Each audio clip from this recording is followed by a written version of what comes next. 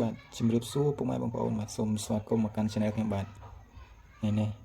ខ្ញុំមានវីដេអូមួយដែលបង្ហាញអំពីរបៀបបាញ់ថ្នាំទូកបជាបាទទូកបជាលេងហើយសម្រាប់ទូកនេះដែរបាទខ្ញុំបានធ្វើឡើងពី3ថ្ងៃហើយថ្ងៃនេះដែរខ្ញុំនឹងយកមកបាញ់ថ្នាំបាទសម្រាប់ទូកនេះដែរຂະຫນາດវាពីចុងខាងនេះមកដល់ចុងខាងនេះបាទគឺប្រវែង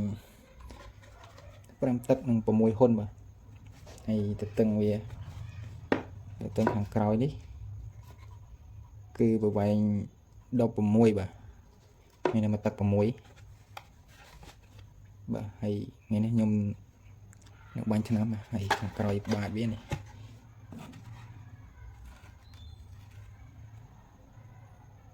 បាទអញ្ចឹង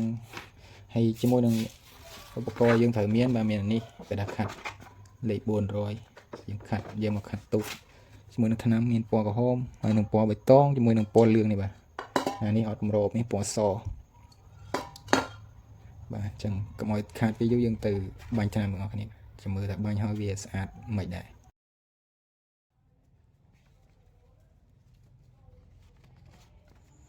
បាទមុននឹងយើងជាទៅបាញ់ថ្នាំយើងធ្វើការខាត់វាបានស្អាតមក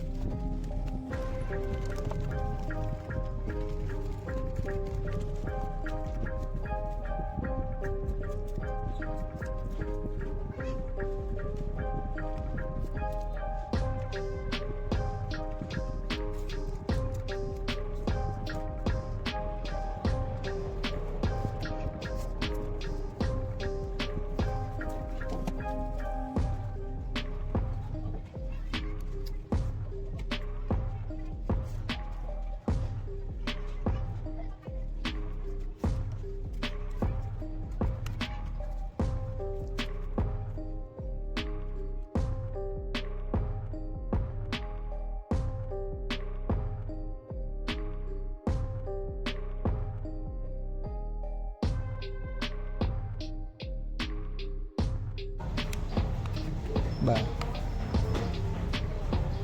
ពេលដែលយើងខាត់សម្អាតហើយយើងយកกระดาษមកបិទខាងក្នុងនេះបាទសាច់ខាងក្នុងនេះខ្ញុំអត់បាញ់ថ្នាំទេទុកវាឲ្យនៅសាច់ឈើអញ្ចឹងខាងក្រោយ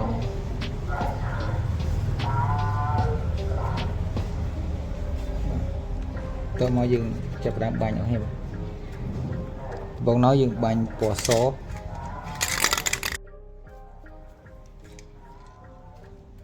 យើងបាញ់ឲ្យកលឹងជុំវិញទូកតាំងពីលើនិងខាងបាតវាមក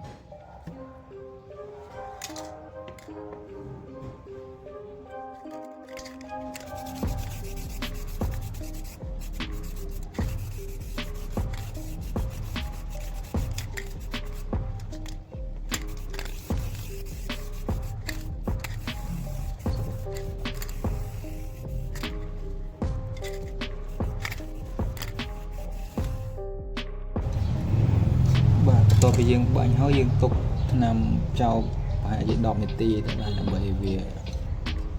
ស្ងួតបាញ់អញ្ចឹងឲ្យបាន3ដងបាទ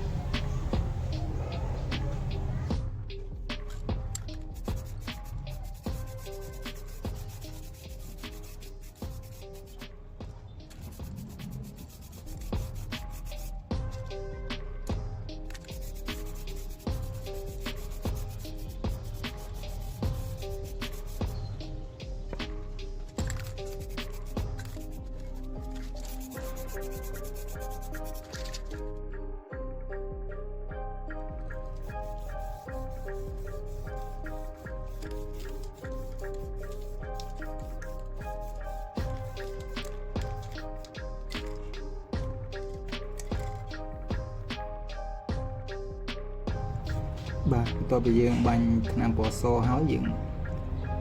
បាញ់ពណ៌វាយកតែម្ដងបាទ